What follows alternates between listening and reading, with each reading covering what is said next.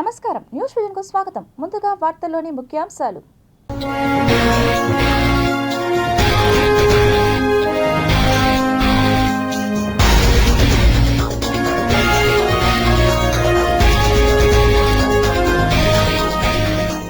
అంబటి రాంబాబుని హత్య చేసేందుకు ప్రయత్నించారు.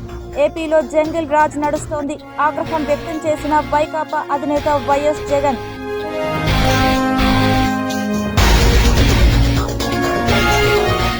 బాలాజీ బీఎస్సీ నర్సింగ్ కళాశాలలో దారుణం. బలవన్ మరణానికి పాల్పడ్డ విద్యార్థులకు కొరవడిన భద్రత.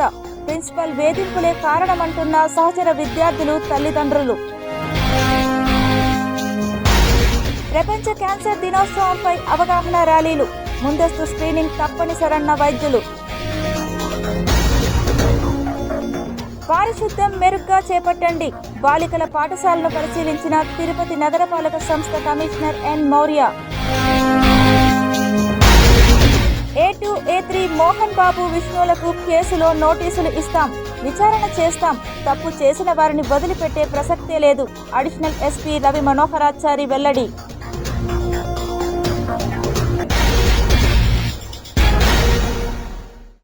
రాష్ట్రంలో జంగిల్ రాజ్ నడుస్తోందని వైఎస్ఆర్సీపీ అధినేత మాజీ ముఖ్యమంత్రి వైఎస్ జగన్మోహన్ రెడ్డి మండిపడ్డారు. చంద్రబాబు ప్రజాస్వామ్యాన్ని కూనీ చేశాడని, రాష్ట్రంలో భయానక వాతావరణాన్ని సృష్టించారంటూ ఆగ్రహం వ్యక్తం చేశారు. అంబటి రాంబాబు, జోగి రమేష్, విడుదల రజని, బొల్లా బ్రహ్మనాయుడిపై దాడులు అత్యంత హేయం. వీళ్లందరూ చేసిన తప్పేంటి అంటూ వైఎస్ జగన్ ప్రశ్నించారు. కుట్రపూరితంగా నెయ్యిలో జంతువుల కొవ్వు కలిసిందని చంద్రబాబు అండ్కో దుష్ప్రచారం చేస్తున్నారు. తిరుమల ప్రతిష్టతను చంద్రబాబు దెబ్బతీస్తున్నారు. ఉద్దేశపూర్వకంగా చంద్రబాబు దుష్ప్రచారం చేస్తున్నారు. దేవుడంటే చంద్రబాబుకు భక్తి, భయం లేదు. కేంద్రానికి సంబంధించిన ఎన్డీడీబీ, ఎన్డీఆర్ ల్యాబ్లే నెయ్యిలో ఎలాంటి కల్తీ జరగలేదని రిపోర్టులు ఇచ్చాయి. సిబిఐ ఆధ్వర్యంలో ఈ శాంపిల్స్ అన్ని టెస్టులు జరిగాయి అని వైఎస్ జగన్ వివరించారు. ఎలాంటి కల్తీ జరగలేదని సిబిఐ రిపోర్టు స్పష్టం చేసింది. చంద్రబాబు, పవన్, లోకేష్ చేసిన తప్పులకు లెంపలేసుకోవాలి. సిబిఐ స్పష్టం చేసిన మళ్లీ గోబెల్స్ ప్రచారానికి దిగారు. కుల మతాలను రెచ్చగొట్టేలా దుష్ప్రచారం చేస్తున్నారు. మళ్లీ అబద్ధాలు చెప్తూనే ఫ్లెక్సీలు పెడుతున్నారు. చంద్రబాబును ప్రశ్నిస్తే దాడులకు తెగబడుతున్నారు. గుడికెళ్లి వస్తున్న అంబటిని గూండాలు అడ్డగించారు. పోలీసుల సమక్షంలోనే కర్రలు, రాడ్లతో అంబటిని అడ్డగించారు.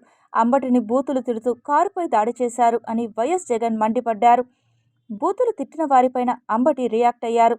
తర్వాత ప్రెస్ మీట్ పెట్టి చింతిస్తున్నా అని చెప్పారు. అంబటి సంస్కారం ఉన్న వ్యక్తి కాబట్టే వివరణ ఇచ్చారు. అంబటిని హత్య చేసేందుకు యత్నించారు. సాయంత్రం 5 గంటల నుంచి అర్ధరాత్రి 1 గంట వరకు దాడులు చేశారు.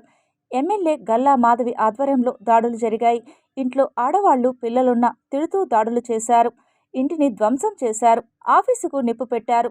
దాడుల్లో స్వయంగా ఎమ్మెల్యే భర్త పాల్గొన్నాడు. పోలీసుల సమక్షంలోనే 5 కార్లను ధ్వంసం చేశారు. టీడీపీ గూండాలు విధ్వంసం చేస్తుంటే పోలీసులు చోద్యం చూశారు. టీడీపీ గూండాల కుట్రలో పోలీసులు భాగమయ్యారు. ఎస్పీ, డీజీపీ ఆఫీసులు కూతవేటు దూరంలోనే ఉన్నాయి. సీనియర్ నేత బొత్స ఫోన్ చేసినా పోలీసులు స్పందించలేదు. అంబటి రాంబాబును ఎందుకు అరెస్ట్ చేశారు?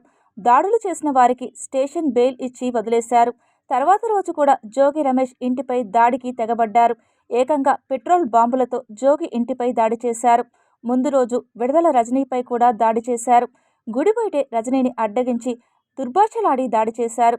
తిరిగి విడుదల రజనీపైనే కేసు పెట్టారు అని వైఎస్ జగన్ ఆగ్రహం వ్యక్తం చేశారు. ఇలా ప్రతి ఒక్కరిని కూడా ఆయనే తప్పు చేస్తాడు, ఆయనే అబద్ధాలు ఆడతాడు, ఆయనే అన్యాయం చేస్తాడు. ఆయనను ఎవరైనా ప్రశ్నిస్తే ఆయన మీద తిరిగి దొంగ ఆధారాలతో దొంగ సాక్ష్యాలు క్రియేట్ చేసి వాళ్ళ మీద తిరిగి కేసులు పెట్టే కార్యక్రమం ఈ జంగల్ రాజులో జరుగుతూ ఉంది. ఈ జంగల్ రాజులో పరాకాష్ట నిన్న అంబటి రాంబాబు అన్న జరిగిన విషయము, జోగి రమేష్ ఇంట్లో దాడి విషయము, అదే రకంగా రజనమ్మ మీద అటాక్ విషయము, ఇవన్నీ కూడా నిజంగా పరాకాష్ఠకు చేరిన విషయాలు. అంబటి రాంబాబు అన్న ఒక మంత్రి, కాపు కులంలో నిజంగా గర్వంగా చెప్తా ఉన్నా నేను, ఒక టైగర్ అని కూడా చెప్తా నేను. గొప్పగా బ్రతికినాడు, గొప్పగా ఒక వాల్యూ ఉన్న వ్యక్తి, ఒక విలువలున్న వ్యక్తి అని కూడా నేను గట్టిగా చెప్తాను. స్టేషన్లో ఈ నల్లపాడు సిఐ వంశీ అట, పట్టాభిపురం సిఐ ఇంకొకడు వెంకటేశ్వర్లు అంట. వీళ్ళు అంబటి రాంబాబు అన్నను ఫిజికల్గా కొట్టడం జరిగింది. అబ్యూస్ చేయడం. నిజంగా ఏం ప్రజాస్వామ్యంలో ఉన్నామా లేదా అని ఆలోచన చేయమని అడుగుతా ఉన్నా నేను. ఎల్లకాలం ఈ ప్రభుత్వం ఉండదు. దాదాపుగా 200 మంది సిఐలు, ఎస్ఐలు, డిఎస్పీలు ఇటువంటి వాళ్ళు విఆర్లో ఉన్నారు. మీ ప్రభుత్వంలో మీరు వీళ్ళందరినీ కూడా పక్కన పెట్టిన పరిస్థితిలో వాళ్ళంతా ఉన్నారు. కేవలం మీకు సంబంధించిన వాళ్ళను కొంతమందిని మాత్రమే సిఐలుగా వేసుకున్నారు, కొంతమందిని మాత్రమే మీకు సంబంధించిన వాళ్ళని డిఎస్పీలను వేసుకున్నారు, డిఐజీలను మీ వాళ్ళని వేసుకున్నారు, ఎస్పీలు గత్యంతరం లేక మీకు ఊడిగం కాస్తా ఉన్నారు. తిరుపతిలో జరిగిన విద్యార్థి సంఘ నాయకుల కిడ్నాప్ దాడికి సంబంధించిన నిందితులను అదుపులోనికి తీసుకున్నామని, పూర్తి స్థాయిలో కేసు విచారణ చేపట్టి దీని వెనుక ఉన్న మిగతా నిందితులను కూడా త్వరలోనే ఖైదు చేస్తామని అడిషనల్ ఎస్పీ రవి మనోహరాచారి మీడియాకు తెలియజేశారు. ఆ సంగతి అందరికీ తెలుసు. దాని మీద రెడ్డి కుమార్ అనేతను ఇచ్చినటువంటి ఫిర్యాదు మేరకు కేసు నమోదు చేయడం అయింది. ఆ తర్వాత విషయం తెలిసిన వెంటనే జిల్లా ఎస్పీ గారి ఆదేశాల మేరకు సర్చ్ పార్టీస్ అన్నీ కూడా పంపడం జరిగింది. ఎట్టకేలకు వాళ్లను మన శేషాపురం సమీపంలో వాళ్ళని ట్రేస్ చేయడం జరిగింది. అక్కడికి చేరుకున్నటువంటి పోలీసు వాళ్ళని చూసి అక్కడ ఉన్నటువంటి వాళ్ళతో ఉన్నటువంటి దుండగులు పారిపోయారు. సబ్సిక్వెంట్గా సర్చ్ పార్టీస్ అలాగే కంటిన్యూ చేస్తూ 13 మంది ముద్దాయిలను ఈరోజు వరకు, నిన్నటి నుంచి ఈరోజు వరకు 13 మంది ముద్దాయిలను అరెస్ట్ చేయడం జరిగింది. పిఆర్ఓ సతీష్తో పాటు అరెస్ట్ చేయడం జరిగింది. దీంట్లో ఈ అరెస్ట్ చేసిన వాళ్ళు కొంతమంది బౌన్సర్లు ఉన్నారు, స్టూడెంట్స్ కూడా ఉన్నారు. కొంతమంది బౌన్సర్లు ఉన్నారు, కొంతమంది స్టూడెంట్స్ ఉన్నారు, కొంతమంది బయటి వాళ్ళు కూడా ఉన్నారు దీంట్లో. సో ముఖ్యంగా చెప్పదలుచుకుంది ఏంటంటే, బౌన్సర్లను వినియోగించడం అనేది స్వీయ రక్షణ కొరకు మాత్రమే బౌన్సర్లను వినియోగించుకోవాలి. అంతే తప్ప వాళ్లను ఇటువంటి నేరాలకు పురికొల్పడం కానీ, వాళ్లతో ఇటువంటి నేరాలు చేయించడం కానీ అది చట్టపరిధిలో కాదు. కాబట్టి దాని మీద ఖచ్చితంగా చర్యలు తీసుకోవడం జరుగుతుంది. నర్సింగ్ విద్యార్థిని భీష్మ ఆత్మహత్య చేసుకోవడం అత్యంత బాధాకరమని బాలాజీ నర్సింగ్ కళాశాల తీరు పట్ల తిరుపతి విద్యార్థి సంఘ నాయకులు మండిపడ్డారు. తిరుపతి జిల్లా శ్రీకాళహస్తి నియోజకవర్గానికి చెందిన భీష్మ బీఎస్సీ నర్సింగ్ కార్డియాలజీ 2వ సంవత్సరం బాలాజీ నర్సింగ్ కళాశాలలో విద్యను అభ్యసించేది. ఇటీవల కాలంలో ప్రిన్సిపల్ వేధింపులు అధికం కావడంతో ఎవరికి చెప్పుకోవాలో తెలియని నిస్సహాయ స్థితిలో ఆత్మహత్య చేసుకుని సూసైడ్ లెటర్ను తల్లిదండ్రులకు పంపించడం జరిగిందని తండ్రి మీడియా ముందు వాపోయారు. శ్రీ బాలాజీ నర్సింగ్ కళాశాలలో విద్యార్థి ఆత్మహత్య విషయాన్ని తెలుసుకున్న విద్యార్థి సంఘ నాయకులు కళాశాల ప్రధాన ద్వారం వద్ద బైఠాయించి నిరసనను వ్యక్తం చేశారు. సమాచారాన్ని అందుకున్న ఈస్ట్ పోలీసులు కాలేజ్ వద్దకు వచ్చి విద్యార్థులు సంఘ నాయకులు చేస్తున్న ధర్నాను అడ్డుకున్నారు. ఈ సందర్భంగా విద్యార్థి సంఘ నాయకులు మీడియాతో మాట్లాడుతూ గతంలో కూడా ఇటువంటివి అనేక సంఘటనలు చోటు చేసుకున్నాయని మీడియా ముందు ఆగ్రహం వ్యక్తం చేశారు. కళాశాలకు అనుమతులు ఇవ్వడం అత్యంత బాధాకరమని, వెంటనే బాలాజీ నర్సింగ్ కళాశాల అనుమతులను రద్దు చేసి పేద, మధ్య, బడుగు, బలహీన వర్గాలకు చెందిన విద్యార్థులకు న్యాయం చేయాలని డిమాండ్ చేశారు. లేని పక్షంలో తామంతా వివిధ బ్రాంచ్ల వద్ద ధర్నా నిర్వహిస్తామని హెచ్చరించారు. న్యాయం చేయాల్సిన కళాశాల యాజమాన్యం చోద్యం చూస్తూ పేద విద్యార్థిని యొక్క జీవితంతో చెలగాటం ఆడటం ఏంటని ప్రశ్నించారు. కూలీనాలీ చేసుకుంటూ బిడ్డను ఉన్నత చదువు చదివించాలని తల్లిదండ్రులను ఆశలను సైతం నీరుగార్చేలా బాలాజీ నర్సింగ్ కళాశాల యాజమాన్యం వ్యవహరించిన తీరు అత్యంత బాధాకరమని మండిపడ్డారు. అనేక సందర్భాలలో ప్రిన్సిపల్ తీరుపై కరస్పాండెంట్కి చెప్పినప్పటికీ ఏమాత్రం కూడా చలనం లేకపోవడంతోనే ఇటువంటి దుర్ఘటనలు తరచుగా బాలాజీ నర్సింగ్ కళాశాలలో చోటు చేసుకుంటున్నాయని కాలేజ్ యాజమాన్యం తీరుపై అసహనాన్ని వ్యక్తపరిచారు. రాష్ట్రంలో విద్యార్థులు ఆత్మహత్యలు అధికమవుతున్నాయని, నిలువరించేలా ప్రభుత్వాలు చట్టాలు తీసుకువచ్చి ప్రాణాలను కాపాడాలని, లేకపోతే ప్రైవేట్ కళాశాలల యాజమాన్యాలు ఇష్టానుసారంగా వ్యవహరిస్తే భావి భారత పౌరులు కనుమూయాల్సిన దుస్థితి నెలకొంటుందని పేర్కొన్నారు.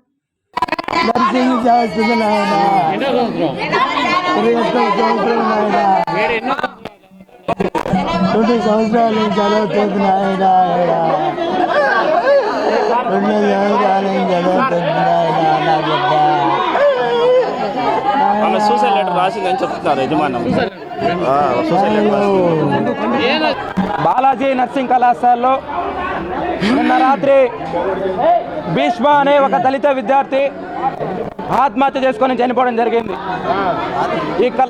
ఈ కళాశాల చైర్మన్ ప్రవీణ్ కుమార్ ఎవరైతే ఉన్నారో, ఈయన కళాశాల స్థాపించినప్పటి నుంచి కూడా అనేక మహిళా విద్యార్థులపైన దురుసుగా ప్రవర్తించడం, లైంగికంగా వేధించినట్లు అనేక ఆరోపణలు వచ్చినాయి. కొన్ని సందర్భాల్లో సాక్షాత్తు వీడియోలు కూడా మనకు దొరికిన సందర్భాలు మనకు చాలా ఉన్నాయి.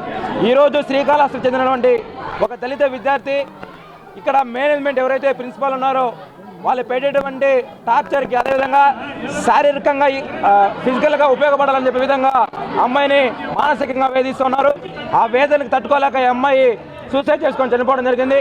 ఒక వార్డెన్ కానీ మా స్టాఫ్ కానీ ఎవరూ లేరు. యాజ్ ఏ రెస్పాన్సిబిలిటీగా ఇక్కడ ఈ కాలేజ్ అమ్మాయి హాస్టల్ అమ్మాయి రెస్పాన్సిబిలిటీ అనేది ఉంటుంది. ఒక్క స్టాఫ్ కూడా అక్కడ లేరు. హాస్పిటల్ దగ్గర వదిలేసి వచ్చేసారు. అది తెలుసుకోవడానికే కదా సార్ మేము ఇక్కడికి వచ్చాము.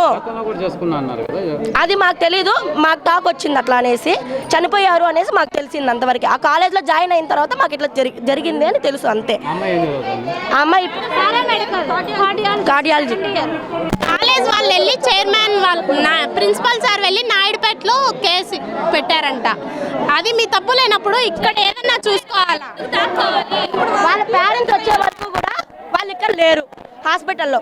యాజ్ ఏ రెస్పాన్సిబిలిటీగా ఒక హాస్టల్ అమ్మాయిని ఇక్కడ కాలేజ్లో జాయిన్ చేయించారు. పేరెంట్స్ నమ్మి మరీ ఇక్కడ పెట్టినప్పుడు మీరు ఏం చేయాలి? న్యాయం చేయాలి వాళ్ళకి. శ్రీ కపిలేశ్వర స్వామి వారి ఆలయంలో శాస్త్రోక్తంగా కోయిల్ ఆల్వార్ తిరుమంజనం నిర్వహించారు. తిరుపతి శ్రీ కపిలేశ్వర స్వామివారి ఆలయంలో ఫిబ్రవరి 8 నుండి 17వ తేదీ వరకు వార్షిక బ్రహ్మోత్సవాలు జరగనున్న నేపథ్యంలో బుధవారం కోయిల్ ఆల్వార్ తిరుమంజనం శాస్త్రోక్తంగా జరిగింది. బ్రహ్మోత్సవాల ముందు కోయిల్ ఆల్వార్ తిరుమంజనం నిర్వహించడం ఆనవాయితీ. ఈ సందర్భంగా ఉదయం సుప్రభాతంతో స్వామివారిని మేల్కొలిపి అభిషేకం నిర్వహించారు. ఆ తరువాత ఉదయం 11:30 నుండి మధ్యాహ్నం 3 గంటల వరకు కోయిల్ ఆల్వార్ తిరుమంజనం జరిగింది. ఈ సందర్భంగా గర్భాలయం, ధ్వజస్తంభం, ఉప ఆలయాలు, ఆలయ పరిసరాలను శుద్ధి చేశారు. ఈ కార్యక్రమంలో ఆలయ ప్రత్యేకాధికారి డి ఫణికుమార్ నాయుడు, సూపరింటెండెంట్ చంద్రశేఖర్, ఆలయ అర్చకులు, ఇతర అధికారులు పాల్గొన్నారు. తిరుమల తిరుపతి దేవస్థాన అనుబంధ ఆలయమైన శ్రీ కామాక్షంబ సమేత కపిలేశ్వర స్వామివారి ఆలయంలో మహాశివరాత్రి పురస్కరించుకొని బ్రహ్మోత్సవాలు 7వ తారీఖు అంకురార్పణంతో ప్రారంభమవుతుంది. దాన్ని పురస్కరించుకొని ఆలయ శుద్ధి, ఆలయంలో ఉండేటి వాహనాలు, స్వామివారి ఆభరణాలంతా కూడా కోయిల్ ఆళ్వార్ తిరుమంజనం ఉండే కార్యక్రమం ఇవాళ ఉదయం ప్రారంభమయ్యి గర్భాలయము, అమ్మవారి ఆలయము అంతా కూడా శుద్ధి చేయబడినది. ఈ యొక్క కోయిల్ ఆళ్వార్ తిరుమంజనము ఆలయం అంతా కూడా శుభ్రం చేసిన తర్వాత అంకురార్పణ చేయడం ఆనవాయితీ. కాబట్టి ఈరోజు కోయిల్ ఆళ్వార్ తిరుమంజనము సంపూర్ణమైనది. శ్రీ వెంకటేశ్వర వైద్య విజ్ఞాన సంస్థ స్విమ్స్లో ప్రపంచ క్యాన్సర్ దినోత్సవం సందర్భంగా శ్రీ పద్మావతి మహిళా వైద్య కళాశాల నుండి స్విమ్స్ ప్రధాన ద్వారం వరకు నిర్వహించిన అవగాహన ర్యాలీని తిరుమల తిరుపతి దేవస్థానం అదనపు కార్యనిర్వహణాధికారి వెంకయ్య చౌదరి ప్రారంభించి ర్యాలీలో పాల్గొన్నారు. మన రీవ్యాంప్ చేసుకొని ఒక ప్రత్యేకమైన బిల్డింగ్ కూడా కన్స్ట్రక్ట్ చేయడం జరిగింది. దాదాపు 120 కోట్లతోటి దాదాపు 300 బెడ్లు ఉన్నాయి. 5 ఆపరేషన్ థియేటర్స్ ఉన్నాయి. ఇంకొక 5 ఇంటెన్సివ్ కేర్ యూనిట్స్ కూడా ఉన్నాయి. సో మీ అందరికీ తెలిసిందే, తిరుమల తిరుపతి దేవస్థానం అంబరిల్లా కింద ఉన్న ఏ ఇన్స్టిట్యూషన్ కూడా సేవ చేయటమే కానీ దాంట్లో ఏమాత్రం కూడా కమర్షియల్ యాంగిల్ ఉండదని మీ అందరికీ తెలుసు. ఈ రకంగా మరొక విభాగం కూడా పూర్తి స్థాయిలో ఆధునీకరించి పూర్తి స్థాయిలో మరింతగా మన స్ట్రెంత్ పెంచుకొని ఇప్పుడున్న సమాజంలో చాలామంది దీని బారిన పడుతున్నారు. దీన్ని ప్రిలిమినరీ స్టేజ్లోనే గుర్తించి స్క్రీనింగ్ టైం నుంచే గుర్తించి తర్వాత ప్యాలియేటివ్ సేవ దాకా లాస్ట్ దాకా కూడా సేవ చేసే ఈ యొక్క సిస్టమ్ ఇక్కడ బిల్డ్ చేయటం జరిగింది. తిరుమల తిరుపతి దేవస్థానం వారు పూర్తి స్థాయిలో స్విమ్స్ని తీసుకున్న తర్వాత 120 కోట్లతోటి ఈ విభాగాన్ని ఆధునీకరించడం జరిగింది. ఇక్కడ స్క్రీనింగ్ నుంచి మొదలుపెట్టి ఆపరేషన్ అవసరమైతే సర్జికల్ ఆంకాలజీ, రేడియేషన్ వాళ్లకు రేడియేషన్ ఆంకాలజీ, అలాగే మెడిసిన్స్ కావాల్సిన వాళ్ళకి మెడికల్ ఆంకాలజీలో పూర్తి స్థాయి ట్రీట్మెంట్ ఇవ్వడం జరుగుతుంది. అంతేకాకుండా ఈ ట్రీట్మెంట్ నయమయ్యే స్థాయి దాటిపోయిన వాళ్ళకు కూడా చివరి క్షణాలు వాళ్ళు ఎక్కువ సఫర్ కాకుండా ఉండడం కోసమని ప్యాలియేటివ్ కేర్ విభాగాన్ని కూడా అభివృద్ధి చేస్తున్నాం. క్యాన్సర్ను ఆదిలోనే గుర్తించి సరైన చికిత్స స్క్రీనింగ్ చేయించుకోవడం ద్వారా క్యాన్సర్ మహమ్మారి నుండి జయించవచ్చని ఆంధ్రప్రదేశ్ రాష్ట్ర ప్రభుత్వం నిర్వహిస్తున్న క్యాన్సర్ సర్వేకి ప్రజలందరూ సహకరించాలని తిరుపతి జిల్లా కలెక్టర్ వెంకటేశ్వర్ తెలిపారు. సో దాంట్లో భాగంగానే క్యాన్సర్ మహమ్మారి మీద ఈరోజు ఒక అవేర్నెస్ ర్యాలీని కూడా మనం నిర్వహించుకుంటున్నాం. ముఖ్యంగా క్యాన్సర్లో అర్లీ స్క్రీనింగ్ డిటెక్షన్ వల్ల మనము చాలా క్యాన్సర్స్ని ప్రివెంట్ చేయొచ్చు అనేది మనందరికీ తెలిసిందే. సో దాన్ని మనం ప్రజలందరికీ కూడా అవేర్నెస్ అనేది కల్పిస్తూ రాష్ట్ర ప్రభుత్వం నుంచి ఆల్రెడీ మనము ఇంటింటికి వెళ్ళి మన ఏఎన్ఎంస్ ద్వారా చాలా వరకు వాళ్ళని కొన్ని ప్రశ్నలు అడిగి క్యాన్సర్కి సంబంధించిన లక్షణాలు ఏమైనా ఉన్నాయో వాటిని మనం గుర్తిస్తున్నాము. మనకు ముఖ్యంగా ఛాలెంజింగ్ ఏముందంటే అలా గుర్తించిన తర్వాత ఏదైనా లక్షణాలు ఉన్న వాళ్ళని హాస్పిటల్కి తీసుకెళ్ళడానికి చాలామంది ముందుకు రావట్లేదు, వాళ్ళు భయపడుతున్నారు. ప్రజలందరూ కూడా గుర్తుంచుకోవాలి, ఎటువంటి భయాందోళనకి గురవాల్సిన అవసరం లేదు. ఏదైనా లక్షణాలు ఉంటే ఖచ్చితంగా మనకి అడ్వాన్స్డ్ ట్రీట్మెంట్ కోసం చాలా మంచి హాస్పిటల్స్ ఉన్నాయి. మనకి తిరుపతి జిల్లాలో కూడా స్విమ్స్తో పాటు స్వీకార్ వాళ్ళు అలాంటి హాస్పిటల్స్ చాలా ఉన్నాయి. సో ముందు ఈ లక్షణాలు ఉన్న వాళ్ళు కనీసం బేసిక్ టెస్ట్లు చేయించుకుంటే ఒకవేళ ఏమీ లేకపోతే మంచిది, ఏదన్నా ఉన్నా కూడా అర్లీగా మనము క్యాన్సర్ని డిటెక్ట్ చేస్తాం కాబట్టి మనం వాటికి ఏదైతే అర్లీ స్టేజ్ 1 స్టేజ్ 2లో గుర్తించినట్టయితే వాటికి ఖచ్చితంగా 100% రికవరీ కూడా మనకి ఉంటుంది. క్యాన్సర్ అనేది అందరికీ భయం. క్యాన్సర్ రాగానే ఇంకా క్యూర్ లేదు అనేది ఒక భయం. దానికోసము క్యాన్సర్ ఈజ్ క్యూరబుల్, క్యాన్సర్ని మనం ప్రివెంట్ చేయొచ్చు, క్యాన్సర్ రాకుండా కూడా we can take necessary precautions అని తెలియచేయడానికి ఆర్గనైజ్ చేసినటువంటి ఈ walkathon. And on this auspicious day, మనకు ఆస్పీషియస్ డే అంటే అందరం మనం పండగలు ఇవే చెప్పుకుంటాం, కానీ మాకు ఈ వరల్డ్ క్యాన్సర్ డే ద్వారా ప్రజలందరికీ క్యాన్సర్ గురించి అవగాహన తెలియచేయడంకి మించినటువంటి ఆస్పీషియస్ డే ఇంకొకటి లేదు. Cancer is curable. తిరుపతిలోని వేద విశ్వవిద్యాలయంలో తిరుమల తిరుపతి దేవస్థానం అర్చక పరిచారిక వేద పారాయణదారుల శిక్షణా తరగతులను తిరుమల తిరుపతి దేవస్థానం అదనపు కార్యనిర్వహణాధికారి వెంకయ్య చౌదరి ప్రారంభించారు. చాలా ప్లేసెస్లో భక్తి ఉద్యమకారులు సమాజంలో చాలా మార్పులు తీసుకొచ్చారు. లేకపోతే ఈరోజు ఉన్న ఈ సిస్టమ్స్ అన్నీ కూడా ఒక రోజుల్లో వచ్చినాయి కాదు. ఇవన్నీ కూడా కొన్ని వేల సంవత్సరాల నుంచి వచ్చిన ఇవన్నీ మన వారసత్వ సంపద. ఇది కేవలం ట్రైనింగ్ ప్రోగ్రామే కాదు, మనము రీడిస్కవర్ చేసుకోవటానికి. ఇలా టెక్నాలజీ యుగంలో అటువైపు సాంప్రదాయాలను మనం ఎలా ఇంకా టెక్నాలజీ ఉపయోగించి కూడా ఎలా ప్రొటెక్ట్ చేసుకోవాలి, ఇంకా బెటర్గా సమాజానికి ఇంకా కొద్ది దగ్గరగా ఎలా తీసుకెళ్ళాలి, టెక్నాలజీని ఉపయోగించి కూడా మనందరం కూడా ఆలోచించుకోవాలి. తిరుమల తిరుపతి దేవస్థానం అంటేనే వేదిక్, ఇప్పుడున్న ప్రపంచంలోనే వేదిక్ స్కాలర్స్ ఎక్కువగా ఉండే ప్లేస్, వేదిక్ చాంటింగ్ ఎక్కువగా జరిగే ప్లేస్, ఎక్కువ వేద విద్యాన్ని అభ్యసించే ప్లేస్. ప్రపంచ క్యాన్సర్ దినోత్సవం సందర్భంగా తిరుపతి ఈఎస్ఐ ఆసుపత్రిలో అవగాహన సమావేశం ర్యాలీ నిర్వహించారు. ప్రపంచ క్యాన్సర్ దినోత్సవం సందర్భంగా Tirupati ESI hospital medical superintendent doctor Shyam Babu మాట్లాడుతూ ప్రతి ఒక్కరూ క్యాన్సర్ వ్యాధి పట్ల అవగాహన కలిగి ఉండాలని పేర్కొన్నారు. స్థానిక ఆర్సీ రోడ్లోని ఈఎస్ఐ ఆసుపత్రిలో ప్రపంచ క్యాన్సర్ దినోత్సవం పురస్కరించుకొని ఆసుపత్రి డాక్టర్స్, నర్సింగ్ విద్యార్థులు, సిబ్బందితో కలిసి ప్రత్యేకంగా సమావేశమై ర్యాలీ నిర్వహించారు.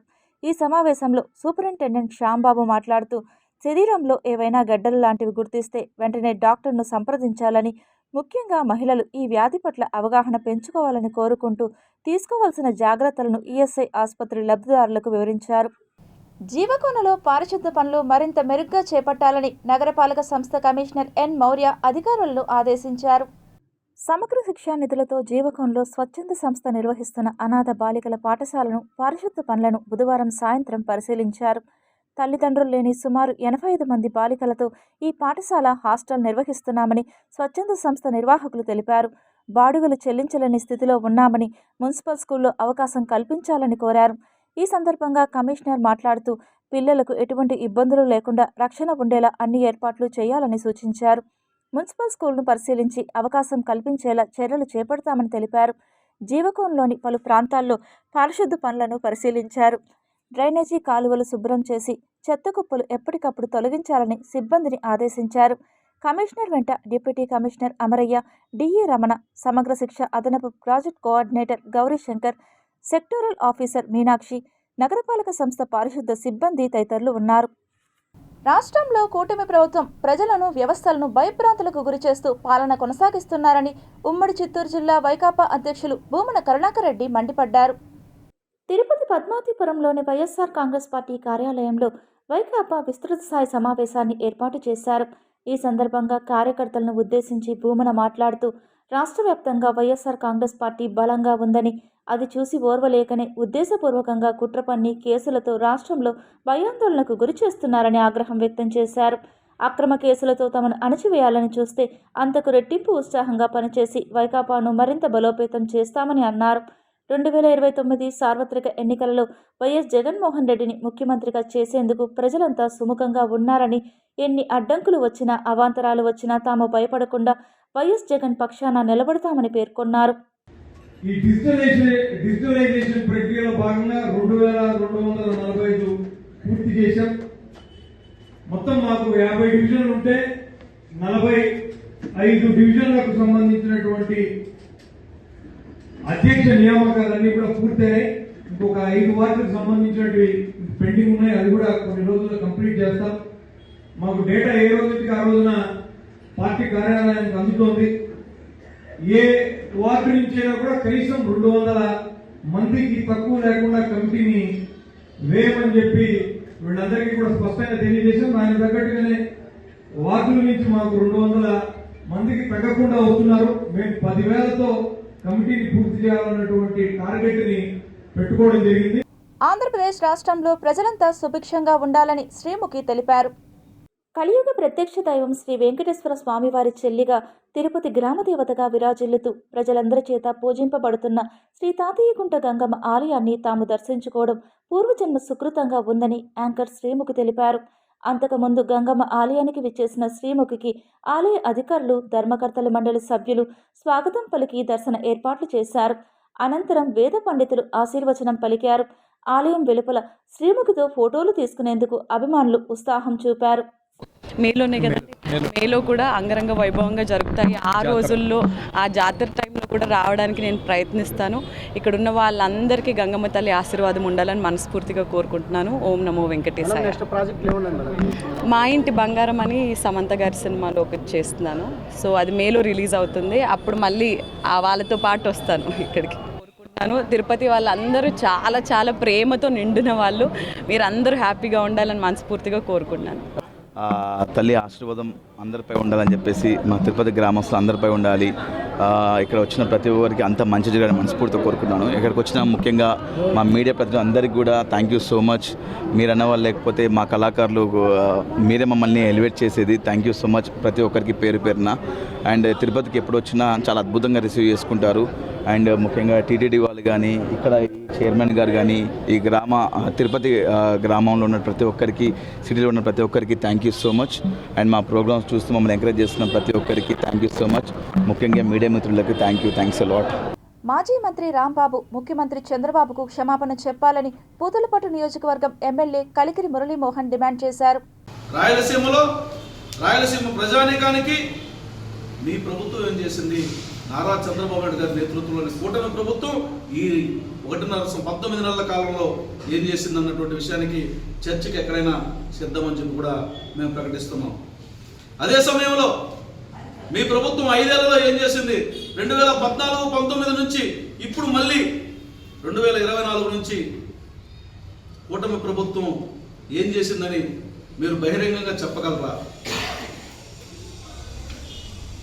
పోతిరెడ్డిపాడు దగ్గర పోయి ఏం చెప్పాలనుకుంటున్నారు? ఏ సందేశం ఇవ్వాలనుకుంటారు? ఏం సమాచారం ఇవ్వాలనుకుంటున్నారు? కూటమి ప్రభుత్వం చేస్తున్నటువంటి పనుల్ని చూసి తట్టుకోలేక ప్రజల్లో మంచి పేరు వస్తుందని, ప్రజల నుంచి అపూర్వమైనటువంటి స్పందన వస్తుందని, ఇది మంచి ప్రభుత్వం అన్నటువంటి ఆలోచనకి ప్రజలు వచ్చారన్నటువంటి విషయాన్ని గ్రహించి ఓర్వలేక ఈ ప్రభుత్వాన్ని పలుచన చేయాలని, ఈ ప్రభుత్వం మీద బురద జల్లాలని, ఈ ప్రభుత్వం చేస్తున్నటువంటి పనుల్ని మాయ చేసి మరో రకంగా చూపించాలన్నటువంటి తాపత్రయం తప్ప మరొకటి ఉందా అని నేను ప్రశ్నిస్తున్నాను. అందుకే జగన్మోహన్ రెడ్డి గారిని, ఆ పార్టీ నాయకుల్ని సూటిగా ప్రశ్నిస్తున్నాం.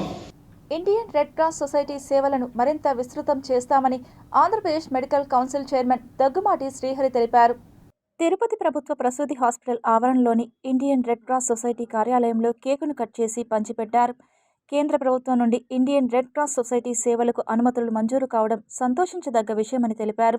రానున్న రోజుల్లో ఏ ఒక్కరికి అపాయం జరిగినా తక్షణమే రక్తాన్ని సరఫరా చేసే విధంగా కృషి చేస్తామని తెలిపారు. ప్రజలందరూ రెడ్ క్రాస్ సేవలను సద్వినియోగం చేసుకోవాలని ఆకాంక్షించారు. ముఖ్యంగా నేటి యువత రక్తదానంపై ఉన్న అపోహలు విడనాడి స్వచ్ఛందంగా ఏడాదిలో 3 సార్లు బ్లడ్ డొనేషన్ చేయవచ్చునని, తద్వారా ఎంతోమంది అమాయక ప్రాణాలను కాపాడిన వారమవుతామని తెలిపారు. మనం ఇక్కడ డోనర్ అనేవాళ్ళు లేకుండా అతి తక్కువ ధరకే మనం అందరికన్నా కూడా ఒక ప్రైస్ గవర్నమెంట్ పరంగా అయితేనేమి రెడ్ క్రాస్ సంస్థ ఏ విధంగా చేస్తుందో దాని ద్వారా కార్యక్రమాలు నిర్వహించి ప్రజలకు సేవ చేసేదానికి ముందుంటాం. అదేవిధంగా రాబోయే రోజుల్లో తలసేమియాకి ఒక ఐకానిక్ కేంద్రానికి ఇక్కడ తీసుకురావటం, ఇంకా రెడ్ క్రాస్లో కొన్ని సంస్థలు కాకినాడ లాంటి, నెల్లూరు లాంటి, శ్రీకాకుళం వంటి ప్రాంతాల్లో దగ్గర 15 నుండి 40 వరకు సేవలు ఉన్నాయి. అవన్నీ కూడా మేము క్రమేణగా 1 by 1 ఆల్రెడీ మొదట అడుగు వేసాం. ఇప్పుడు దాన్ని ప్రారంభించిన తర్వాత రాబోయే రోజుల్లో ప్రతి ఒక్కళ్ళకు కూడా ఇది అందుబాటులో ఉండే విధంగా ఆ సేవలను కూడా మిగతా ప్రజలకు ఏ విధంగా చేయాలని చెప్పిన ఉద్దేశంతో తీసుకొచ్చేదానికి మేము ప్రయత్నం చేస్తామని తెలియజేస్తా ఉన్నాం. ఇది ఇంకా అనతి కాలంలోనే గవర్నర్ గారు, మనకు స్టేట్ బ్రాంచ్ ప్రెసిడెంట్ ఉన్నారు, గవర్నర్ గారి ద్వారా దీన్ని ఇనాగ్రేట్ చేసి ప్రజల్లోకి అందుబాటులో తీసుకురావాలని ఆకాంక్షిస్తున్నాము. అదేవిధంగా ఇక్కడ ఈ బ్లడ్ బ్యాంక్లో మనకు ఈ బ్లడ్ ద్వారా ఎక్కడో ఎంతో తిరుపతిలో ఉన్న బ్లడ్ డిమాండ్ని తగ్గించడానికి ప్రయత్నిస్తాము. ఈ అవకాశాన్ని తిరుపతి వాసులందరూ కూడా చాలా వరకు పేషెంట్స్కి అందరికీ కూడా ఉపయోగపడుతుందని ఆశిస్తూ తిరుపతి శ్రీ అన్నమాచార్య కళా ప్రాజెక్టులోని కళాకారుల సమస్యల పరిష్కారానికి ఏర్పాటు చేసిన ప్రత్యేక సభలో టీటీడీ పాలక మండలి సభ్యులు శాంతారాం ముఖ్య అతిథిగా పాల్గొని వారి సమస్యలను తెలుసుకొని పరిష్కార దిశగా తన వంతు కృషి చేస్తానని హామీ ఇచ్చారు. ఇక్కడ వచ్చి చూసిన తర్వాత ఇంత మంచి కార్యక్రమాన్ని నన్ను ఇన్వైట్ చేసినందుకు వాళ్ళకు ప్రత్యేక ధన్యవాదాలు తెలియజేసుకున్న తర్వాత కూడా వాళ్ళ బాధలు చాలా వర్ణాతీతంగా ఉంది. చాలామంది వాళ్ళ కష్టాలు కూడా చెప్పడం జరిగింది. వాళ్ళ కష్టాలను, వాళ్ళ బాధలను ప్రభుత్వం దృష్టికి, చైర్మన్ గారి దృష్టికి, ఈఓ గారి దృష్టికి, అడిషనల్ ఈఓ గారి దృష్టికి తీసుకెళ్ళి ఖచ్చితంగా వీలైనంత వరకు వాళ్ళకు వైద్యం కాదండి, వాళ్ళకు పడుతున్న కష్టాల్లో ఏ విషయాలు ఉందో అన్నీ కూడా తీరుస్తామని తెలియజేసుకుంటూ మరొకసారి ఈ అన్నమాచార ప్రాజెక్ట్ అనేది రాష్ట్ర నలుమూలల నుండి, ప్రపంచ నలుమూలల నుండి వెంకటేశ్వర స్వామి గురించి తెలియజేసే వ్యక్తులు వీళ్ళు కాబట్టి వీళ్ళందరికీ మంచి చేసే కార్యక్రమాన్ని దగ్గరలో తీసుకుంటామని మరొకసారి తెలియజేసుకుంటూ ధన్యవాదాలు కేంద్ర ప్రభుత్వం ప్రవేశపెట్టిన బడ్జెట్ సకల జనుల సౌభాగ్య బడ్జెట్ అని బీజేపీ నాయకులు కొనియాడారు. రేణిగుంట మండలంలోని బుధవారం ఉగాది హోటల్లో విలేకరుల సమావేశం నిర్వహించారు. ఈ సమావేశంలో బడ్జెట్ ముఖ్యాంశాలను వివరిస్తూ బడ్జెట్ ద్వారా సామాన్యులకు కలిగే ప్రయోజనాలపై వివరించారు. ఈ కార్యక్రమంలో రాష్ట్ర వన్యకుల క్షత్రియ డైరెక్టర్ జీపాల్యం తేజోవతి, జిల్లా ప్రధాన కార్యదర్శి బీడి బాలాజీ, మండల అధ్యక్షులు ప్రేమ్ రెడ్డి, కిషన్ వచ్చ, నాయకుడు చంద్రశేఖర్ రెడ్డి, కొండేటి గోపాల్ తదితరులు పాల్గొన్నారు. గడిచిన బడ్జెట్తో పోలిస్తే ప్రతి రంగానికి బడ్జెట్ పెంచారు. మహిళల కోసం, ముఖ్యంగా కేవలం మహిళల కోసమే 28,000 కోట్ల దాదాపు నిధులు కేటాయించారు. ఈ రకంగా గమనించినట్లయితే దేశంలో ప్రతి రంగానికి మహిళలు, పిల్లలు, వ్యవసాయం, రైతులు, దేశ రక్షణ వ్యవస్థ సమగ్రంగా అభివృద్ధి చెందాలి, టెక్నాలజీ అభివృద్ధి చెందాలి, యువత నైపుణ్యాన్ని పెంచాలి, అన్ని వైపుల నుండి ఆలోచించి తీసుకున్న నిర్ణయం ఈ బడ్జెట్. అటల్ మోడీ గారి యొక్క విగ్రహావిష్కరణ రేణిగుంట మండలంలో జరగడం, అది మా జిల్లాకు రేణిగుంట మండలంలో చేయడానికి జిల్లా అధ్యక్షుడి వారికి ధన్యవాదాలు తెలుపుకుంటూ, ఈ కార్యక్రమాన్ని ఒక సంవత్సరం జరిగిన కార్యక్రమాలన్నింటినీ కమల వికాసంగా పేరు చేసి దీనికి ముఖ్య అతిథులుగా 8వ తేదీ కచ్చిపి ఆడిటోరియం నందు 8వ తేదీ ఆదివారం ఉదయం 9:30 గంటలకి దేశంలో 4 రాష్ట్రాల్లో ప్రకృతి పరంగా అనేక ఖనిజాలు లభ్యమవుతాయి. వాటిని శుద్ధి చేసి, ప్రాసెసింగ్ చేసి, వాటిని ఎగుమతి చేసి మన రాష్ట్రంతో పాటు మన దేశానికి కూడా ఆర్థికంగా బలం చేకూరే దానికోసం మన రాష్ట్రాన్ని ఇచ్చేందుకు గర్వంగా మన రాష్ట్రం తరపున ఆమెకి అభినందనలు తెలియజేస్తున్నాము.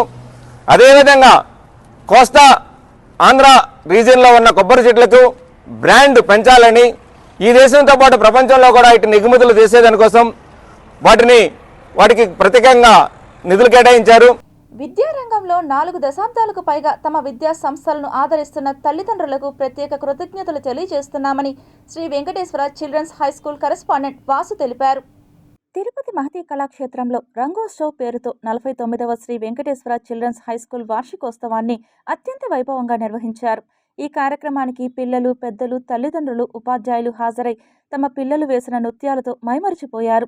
ఈ సందర్భంగా పాఠశాల కరెస్పాండెంట్ వాసు మీడియాతో మాట్లాడుతూ, ఒత్తిడి లేని విద్యను అందించి సమాజానికి మెరుగైన విద్యావంతులను తయారు చేయడమే తమ పాఠశాల యొక్క ప్రధాన లక్ష్యం అని, అందుకు అనుగుణంగానే వార్షికోత్సవాల పేరుతో మానసిక ఒత్తిడి నుండి అధిగమించేందుకు ఆటల పోటీలు, డ్యాన్స్ కాంపిటీషన్లు, పిల్లలకు ప్రశంసా పత్రాలు అందజేయడం ద్వారా వారికి విద్యపై ఆసక్తి పెరిగి సమాజంలో ఉన్నత విద్యావంతులుగా రాణించేందుకు దోహదపడతాయని తెలిపారు. ఇప్పటికే విదేశాలలో సైతం తమ పాఠశాల విద్యార్థులు అనేక రంగాల్లో నిలిచారని సంతోషాన్ని వ్యక్తం చేశారు. చాలా ఉత్సాహంగా పిల్లలందరూ కూడా వివిధ రకాల వేషాలు వేసి వాళ్ళు ఎంతో ఉత్సాహంగా డ్యాన్సుల్లో పాల్గొంటుంటే ఆ తల్లిదండ్రుల ఆనందం చూడడానికి తనివి తీరదు. నిజంగా టీచర్లు కూడా దాదాపు 2 వారాలు కష్టపడి వాళ్ళకి డ్యాన్సులు నేర్పించి ఆ పిల్లల చేత డ్యాన్స్ చేయిస్తుంటే ఆ టీచర్లు కూడా తాము పిల్లలైనట్లు కూడా ఫీల్ అవుతూ వాళ్ళు ఎంజాయ్ చేస్తున్నారు. పేరెంట్స్కి, టీచర్స్కి, ముఖ్యంగా పిల్లలకి ఇది ఒక ఆట విడుపు, ఒక మంచి అనుబంధం సంస్థతో అలాగే ఉపాధ్యాయులతో మంచి అనుబంధం ఏర్పడడానికి వార్షికోత్సవం అనేది ఒక మంచి అవకాశంగా మేము భావిస్తున్నాం. తిరుపతి ప్రజల సౌకర్యార్థం క్యాప్రీ గోల్డ్ను అందుబాటులో తీసుకురావడం జరిగిందని నిర్వాహకులు తెలిపారు. తిరుపతి పైరాగిపెట్టడ మహాత్మా గాంధీ ఉన్నత పాఠశాల ఎదురుగా అత్యాధునిక హంగులతో క్యాప్రీ గోల్డ్ను లాంఛనంగా ప్రారంభించారు. నగరంలోని పలువురు ప్రముఖులు విచ్చేశారు. 14 రాష్ట్రాల్లో ప్రజలందరి చేత మన్ననలు అందుకొని నేడు తిరుపతి టెంపుల్ సిటీలో క్యాప్రీ గోల్డ్ను ప్రారంభించడం తమకు సంతోషాన్ని కలిగించిందని, భారతదేశ వ్యాప్తంగా 1300 బ్రాంచ్లతో ప్రజలందరికీ సేవలు అందిస్తుందని, అందులో భాగంగా తిరుపతి టెంపుల్ సిటీలో నేడు ప్రారంభించామని అన్నారు. ఈ సందర్భంగా క్యాప్రీ గోల్డ్ నిర్వాహకులు మీడియాతో మాట్లాడుతూ, గోల్డ్ లోన్ సదుపాయాలు కల్పించడం జరుగుతుందని, ఇతర బ్యాంకులతో పోలిస్తే 1 గ్రామ్ బంగారుపై అధిక ధర అందజేస్తూ తక్కువ వడ్డీతో రుణ సదుపాయాన్ని అందజేయడం జరుగుతుందని, బంగారు పెట్టిన కొద్ది గంటల వ్యవధిలోనే నగదును వినియోగదారులకు అందజేస్తామని, తిరుపతి నగర ప్రజలందరూ ఈ క్యాప్రీ గోల్డ్ అందిస్తున్న సేవలను సద్వినియోగం చేసుకోవాలని ఆకాంక్షించారు. నమస్తే అండి, నా పేరు శ్రీనివాస్ రెడ్డి. ఈ తిరుపతి నగరంలో కొత్తగా క్యాప్రీ గోల్డ్లోనే మొదటి బ్రాంచ్ ఓపెన్ చేయబడింది. ఈ కార్యక్రమానికి నగరంలో అతిథులంతా వచ్చి ఓపెనింగ్ చేయబడింది. ఇక్కడ మనకి గోల్డ్ లోన్ ఏ విధంగా రకరకాల స్కీమ్స్ ఉంటాయి. మనకి ₹1 వడ్డీ నుంచి ఎన్ని రూపాయల వడ్డీ వరకైనా ఇస్తారు. గ్రామ్కి ఎక్కువ రేట్ ఇచ్చి ఇక్కడ గోల్డ్ లోన్ ఇవ్వబడుతుంది. సర్వీస్ చాలా బాగుంటుంది. ఇది నార్త్ ఇండియా కంపెనీ. ఇక్కడ మొదటి బ్రాంచ్ ఓపెన్ చేస్తున్నారు. ఇప్పటికి 1300 బ్రాంచుల దాకా ఓపెన్ చేశారు. తిరుపతిలో మొట్టమొదటి బ్రాంచ్ ఇది. కొర్లగుంటలో ఒక 10 రోజుల్లో ఇంకొక బ్రాంచ్ కూడా ఓపెన్ చేయబడుతుంది. కాబట్టి నగర ప్రజలు దీన్ని సద్వినియోగం చేయవలసిందిగా కోరుతున్నాం. Tirupati bullion gold jewellery and silver merchants association సమాచారం మేరకు తిరుపతి లోకల్ బులియన్ మార్కెట్లో బంగారం, వెండి ధరలు ఇలా ఉంటాయి. 24 క్యారెట్ల బంగారం 10 గ్రాముల ధర ₹1,63,000. 22 క్యారెట్ల బంగారం 1 గ్రాము ధర ₹14,638. వెండి 1 కేజీ ధర ₹2,95,500. రీటైల్ వెండి 1 గ్రాము ధర ₹300.50 ఉంటుంది. వార్తలు ముగించే ముందు ముఖ్యాంశాలు మరోసారి చూద్దాం.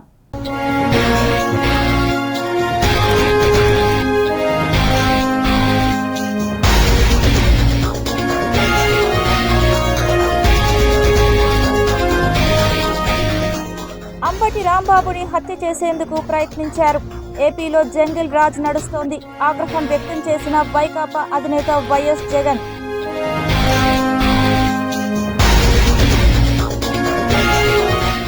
బాలాజీ బీఎస్సీ నర్సింగ్ కళాశాలలో దారుణం.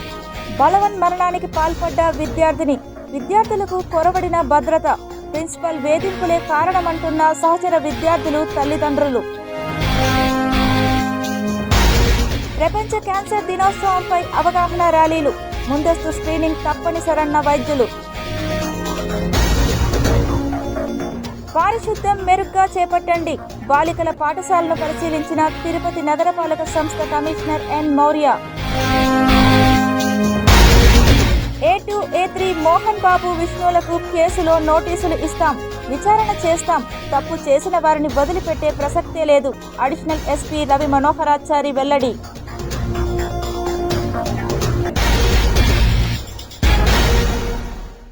ఈ వార్తలు ఇంతటితో సమాప్తం. సమగ్ర సమాచారంతో న్యూస్ విజన్లో మళ్ళీ కలుద్దాం. అంతవరకు సెలవు. నమస్కారం.